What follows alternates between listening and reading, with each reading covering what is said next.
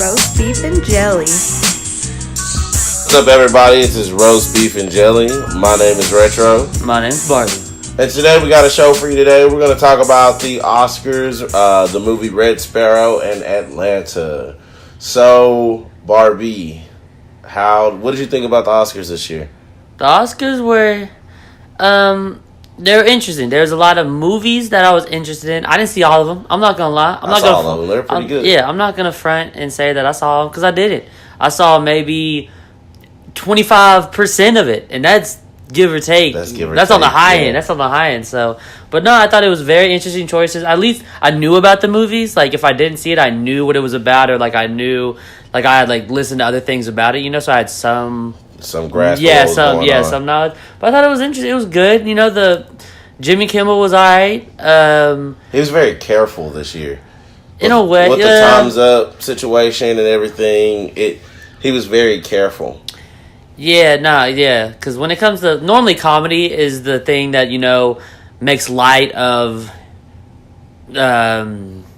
horrible things. Just, like, horrible things, but then and you do it in a comedy, like, it brings, like, a little, like, lightness to it. But he played it. He was... Played it but that's on a big stage, though, so you have to play it safe. You can't go as, like, hard in the paint as you would, you know. Normally. Yeah, as normal, maybe. I mean, we got... The Shape of Water is Best Picture. I mean, that movie was good, but I don't think it was the better movie of the 10.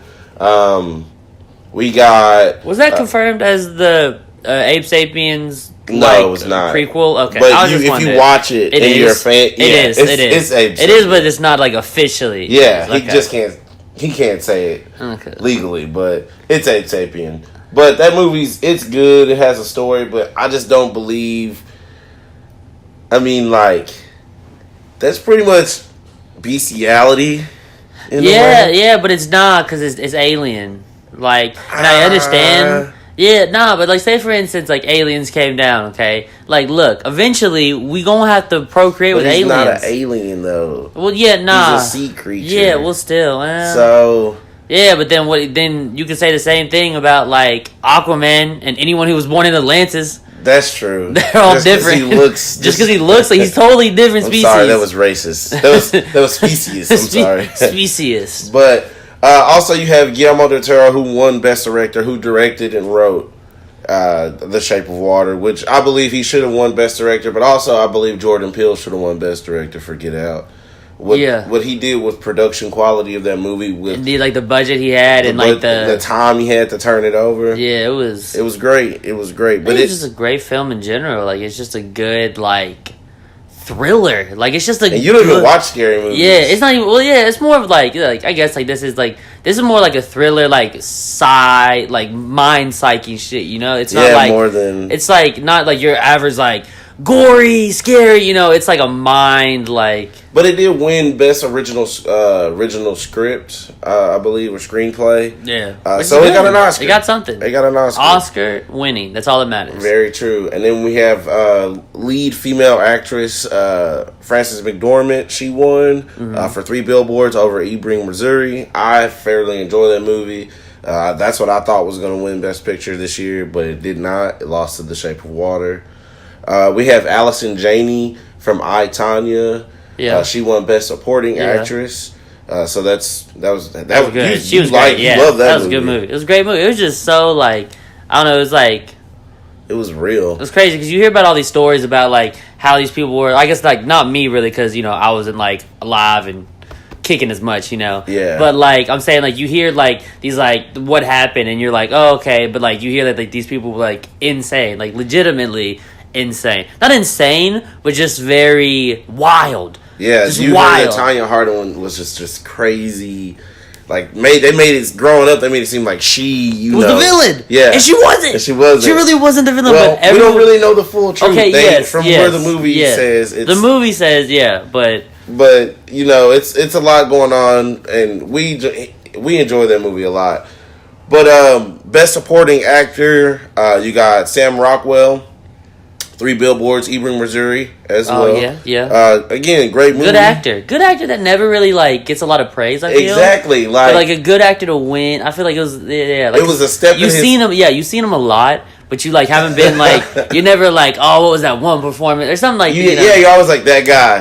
But now you know it's Sam Rockwell, the Oscar winner, right? It took him quicker than Leonardo to win an Oscar, but oh well. Anyways, Dunkirk was a surprising, not surprising, but it's just Dunkirk came so early in the season that like I feel like people were gonna forget about it, but it won a lot. It won sound mixing, sound editing. I believe something else. It won another. I think it won 3 Oscars. It won three. Another big one. I mean, sound mixing and sound editing, they're big, but any Oscar's big. But they won a bigger Oscar. It was a bigger than sound mix, but I forgot what it was. But surprising. And then we got Gary Oldman in The Darkest Hour winning Best Lead Actor. He played Winston Churchill. Interesting. When I saw like the makeup, I'm not saying the performance wasn't good, but how they made like you watched about 20 minutes of it. Yeah, but it's like look, it kind of looked like it's like I could tell it was Gary Oldman in a fat guy suit. You know me, like I understand maybe that's what they kind of tried to play at, because I don't know, but like you could tell. It was nowhere near what Winston Churchill. Yeah, they just made him fat and pale, and they were like, "All right, it looks like it's Winston good enough." Churchill. Yell for 2 hours straight, and you'll be Winston Churchill. But it's like I don't know. If they meant to like make it kind of like it's supposed to be like Gary, if they wanted to make like a play on it, like a I don't know. Like if they wanted to do that, then I understand that. But if they didn't, then it's like you should have had better makeup. Like but they got a lot of awards. I mean, they were nominated for a lot as well. Yeah. And there says something like, I know like a lot of times in Oscars, like, if you don't win an Oscar, it doesn't matter. But you have a lot of movies who will like be nominated for like maybe like 7, So if you're nominated for 7 categories of the best movies, you up there. You accomplished something. Like whether the fact that you didn't win or not, you got to like when people are like, "Oh, you've only won 1, but you got nominated like 13 times." You're doing something right. You're doing something with your life. So like I feel like they don't get as much credit as like the nominees as like should. As they should. I mean, nominees do get credit, and their careers do boost like when they do trailers. Yeah. So now it's a lot better for them, but I mean. That's it's the politics of the Oscars as well. Yeah, which is horrible. Like I understand that like a lot of things are politics. Really, everything's politics now, and I hate when people say that because it feels like a little like. I don't know. It looks like a little. I don't know. It's like a very hipster millennial thing. It's like, it's politics there, but it really is. It really is. Like you think about any like major institution that has to like judge things, like like sports competitions, movies, whatever you have, it's politics in all of them. Like, and it's just that's true. But speaking of judging sports, Kobe won an Oscar. Kobe Bryant, everyone won an Oscar. Kobe Bryant won an Oscar for short best original short animation. And it was great. I haven't seen it, but I know it's gonna be great because I love Kobe. Kobe's great. It's come. You can check it out. You can stream it online anywhere. Actually. Oh, for real? Yeah. Oh, dope. People are trying to take it away from Kobe. Yeah, they bring up the whole Me Too. How he had an allegation 16 years ago. He was like 17 or something like that. He was like, I think he was 19. No, he's 19. And the thing is, 2002. Yeah, and like people were saying that how could you award him? You like get out like Harvey Weinstein. Like I don't know everything about the case, but I've heard mixed stories. I've heard mixed stories about how he was charged and no, he wasn't charged. What happened was that she alleged Kobe Bryant of raping her, and he came out and said it was consensual. Yes. Then, when it came down to court, she would not testify, so they dropped all charges on Kobe. So he was alleged again, like everyone. But some people believe that he paid her money. But regardless, he was still alleged of it. No one was proven innocent or guilty. So all these alleged stories that are coming out and ruining people's careers, let's let the court cases finally come out. And I mean, yeah, a lot of these guys are sexually abusing these women in Hollywood, but I mean, like, not all of them. You see what I'm saying? There could be women out there right now that's just trying to hop on the bandwagon. You see what I'm saying? But now the discussion needs to be had: is Kobe better than Michael Jordan? Like Kobe is. That's the real question. See, it's hard though because look, Kobe won an Oscar, but also Jordan created Jordan brand. Like let's not Kobe got his own brand too. I know, but it's nowhere near Jordan. Yeah, it's nowhere near Jordan, but it's Nike and it does well. Like not gonna lie, Kobe is one of the better athlete driven shoe lines slash apparel line that's out there. Like it's really good. But I think, he got an Oscar. I don't know. Jordan didn't get an Oscar. Jordan didn't get an Oscar. Not even for Space Jam. But we did agree that Space Jam should get an honorary Oscar. That is true. For literally being in every child's heart. That's all. It should have been nominated, but it didn't. But, so we also wanted to talk about Atlanta. Season coming back two, after so long. Yeah. Coming back, long hiatus. Almost 2 years. years. Yeah, a long wait. But Atlanta was amazing. It was great. It's heartfelt. It's very heartfelt, but it was kind of like as I was watching it, I was like, this is Atlanta. Like, this is like literally like some shows, like they may go through like a period where they change a lot. Like maybe after the first season or second season, whatever. Exactly. But like this was literally Atlanta. It's like they filmed it back to back. It's literally like they filmed it back to back, and it was like. It was refreshing to see like all these. You go watch all these crazy shows, and then you go watch Atlanta. It's the same, and it's the same. It's great. And it's just more of what you love, and that's what it was when the show started with the entire like Robin incident. And it's kind of wild. That was wild. That was crazy. I was not expecting that. I thought it was like, I bet I thought he was going like, I don't know, just get some weed. I thought that'd be awesome, to go to a place. Get some weed and get some food. But no, if you think about it, like I said, that's just hitting a lick and it was went wrong. True. But I'm saying like how after that scene, they pan upwards. And before they show you Atlanta, they show you Atlanta. Like, yeah, true. They show you what we've missed. And they showing you that we getting back to the beginning. And then it shows you Earn still sleep in that fucking storage. Yeah. From the end of season 1 and... It's homeless. pretty much here we go. Yeah, homeless. He's still homeless. It was like a celebratory thing last season when he got his own place. Yes, it was in a storage bin, but it was his own. Okay, he paid for it. Now he don't have it. And now he doesn't have it. And so we see him going over to Paperboy's house, and Darius and Paperboy is beefing. We don't know what the beef is about because we still don't. It's probably just some normal nigga ass beef. Probably. And then it's just gonna get squashed later on. But you realize they are on probation from that's why Paperboy's on house arrest this episode. From the original arrest in the beginning of season. Episode 1, yeah. It was crazy. I like that. Little details of the show. The show has little details. And Cat Williams' performance. Uncle Willie. It was amazing. I mean, it was a great episode because it was very eye opening for Earn to go over there with his Uncle Willie, the alligator man. So when you step out into the lawn, that was great. I mean, Cat Williams, if you haven't seen it, you don't care. Yeah. Spoiler alert. Yeah. But Cat Williams plays their uncle. They go over there to check on him because there's a domestic dispute.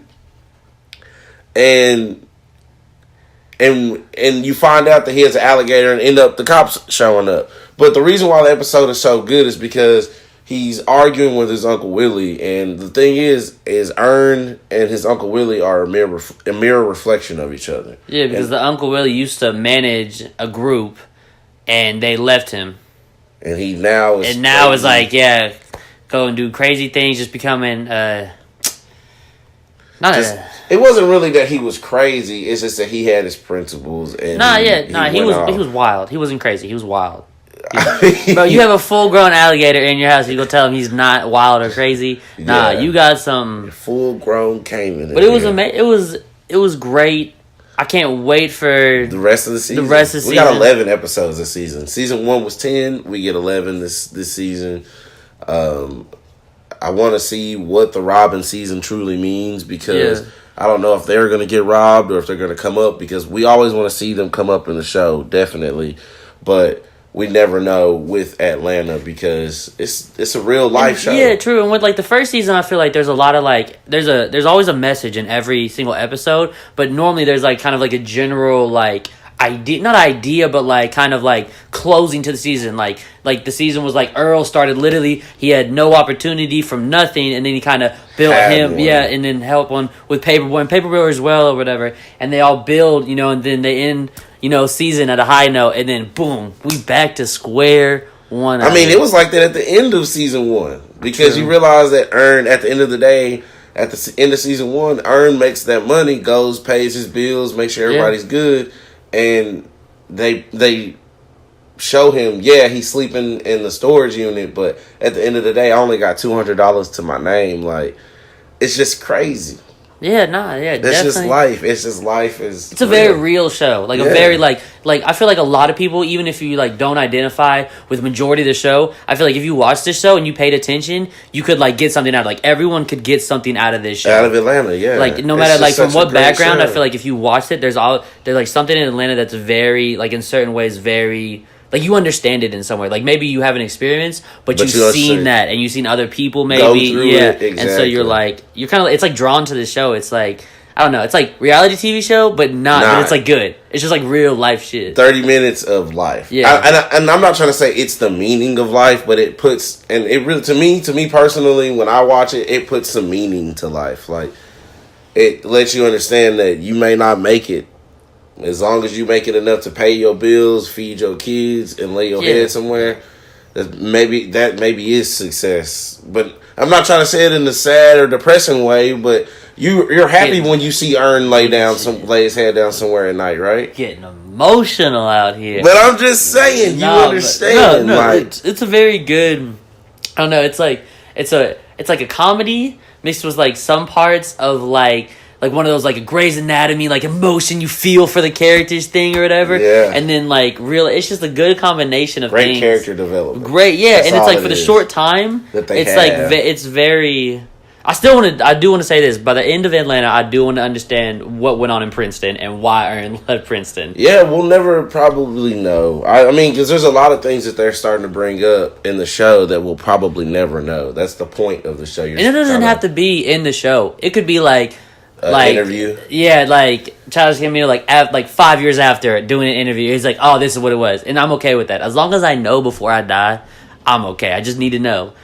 But I mean, like, so we actually got tickets to go check out Childish Gambino here in Dallas. Exciting, very exciting, very, very exciting. It's his final tour as well. I mean, like, I don't like to be like those people, you know, who was like, man, I was there before, but we were there, like early YouTube years, Derek's comedy, yes, like very DJ Cool Kid, like very early. So it's like it's cool, but the only thing that sucks is the fact that it's gonna be at AAC. Yeah, and AAC, if you don't know, it's trash. Is the worst place to go because it's so massive, and I don't believe in massive concerts where you can barely see. Like, I understand being in the back because I like to be in the back during concerts, you know, and see them from afar. That's cool. Like, but AAC brings a whole new level to it. Yeah, they put you up there. But I'm excited to check it out. No, very excited, though. I mean, it's his last tour, and we might check out and hear some new music, see some things. I feel like when, like, artists like Childish Gambino, I guess there's other artists, I just can't think of any right now, who, like, do these whole, like, oh, I go on tour for a little bit to come back, and I do this and I do that, like, who's very quick, you know, and I guess has, like, maybe, like, a lot of passions that they want to put, like, their time and effort into, so they do, like, focus really hard into one thing, and then they'll do it, and then they'll switch over really quick or whatever. I feel like that's kind of, like, what, like, Childish Gambino is, because whenever he does something, he'll do it, like, to the best of his ability, but he has so many, like, passions and like things he wants to work on. That's what it is. So you have, when you can see him, you have to go. Like, you have to. I mean, and this is it. This is the last tour, and he's done with music. He might do one when he's like 50. I mean, maybe, but I mean, like, until then, yeah, true. This is the last time we'll get a chance to ever see him. He did tour, you know, he went to ACL, but we didn't get a chance to go see him that year. He toured a lot, like, I mean, before, before his, like, whole, like, movie experience. Yeah, we didn't really have access to go see him at a younger age, true. You know what I mean? Because I'm not going to ACL. I refuse to go to ACL. I would like to go 1 year. 1 year, but I don't want to go to, like, I just feel like it's hot, crowded. Too many young kids. Bro. I mean, we're young, but they crazy. Like 18-years. Yeah, that's too much for me. Yeah, nah. But I mean, we're excited to go check out Donald Glover, aka Childish Gambino, in concert. Now, me and Barbie actually also went this weekend to check out the Red Sparrow. With Jennifer Lawrence. AKA, there may be spoilers in here. Very spoilers. Very much so spoilers, because I don't care. I don't want to talk about it. But, spoiler alert. But also, it's like not like a massive movie. Yeah, so, I mean, if you haven't seen it already, you don't care. Yeah, you don't care. But no, it came out this weekend, so you can't give it that much. Like, you gotta give it at least 2 weekends. Oh, maybe. Black Panther's still out. We won't spoil all of it. We'll leave some mystery. Some mystery. But it was interesting. It was good. It was a Russian espionage movie. Yeah, but like crazy. Like sex espionage. Yeah, like seduction. Like they would take these like Russian cadets who were like the best, top of their class, the prettiest ones, the smartest ones, and they would train them to seduce and assassinate other like people, or I guess just like Russian. They wouldn't enemies. assassinate. They had some. Well, they'd infiltrate they yeah. could assassinate. Yes. Depending on they would have maybe it was just for information, their missions. Exactly. Maybe it was just for information, or maybe you wanted to like create a relationship or whatever. Like the thing was, they were there to infiltrate to find the mole. Yeah, the Russian mole. Well, the mole, but also like more. I feel like they did other stuff. They did other things. That was just the storyline of the movies to find the Russian mole.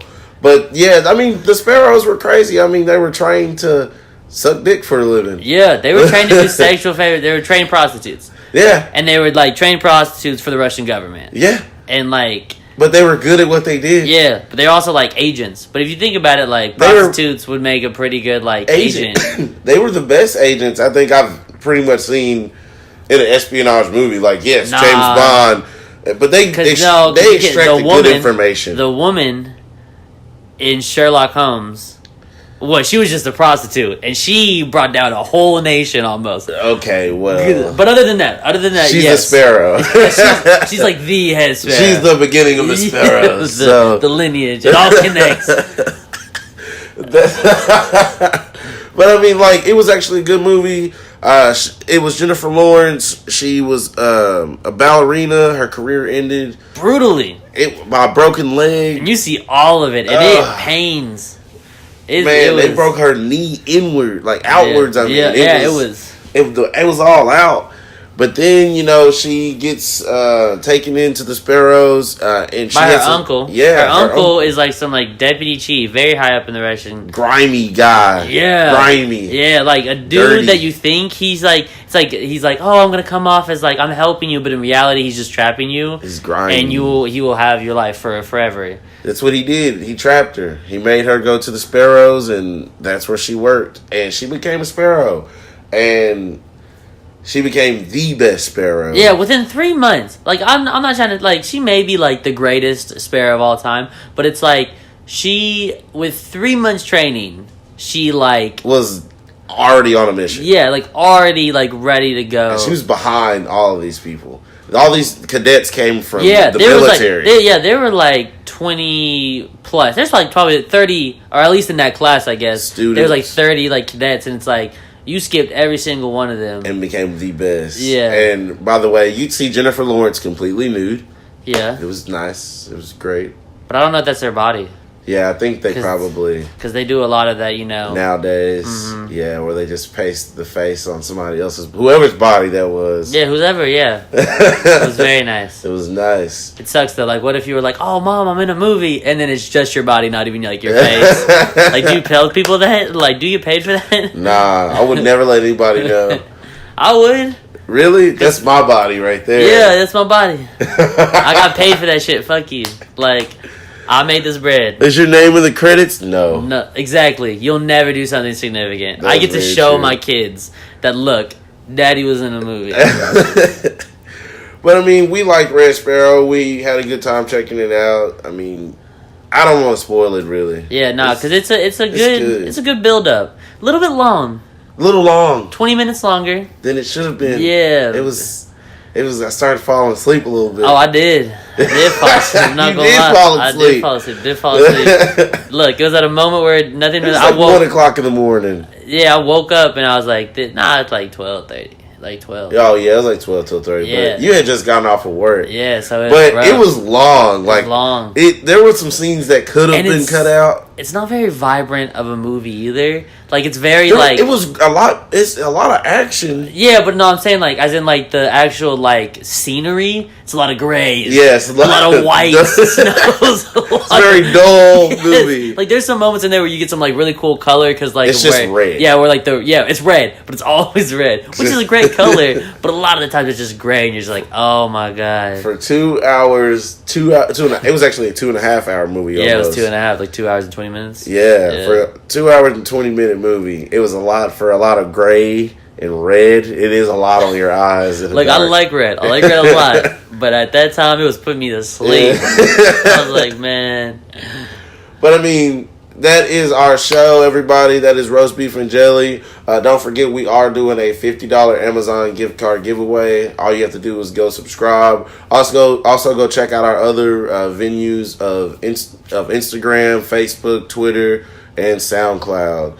My name is Retro. My name is Barbie. And that's Roast Beef and Jelly. See you later. Deuces.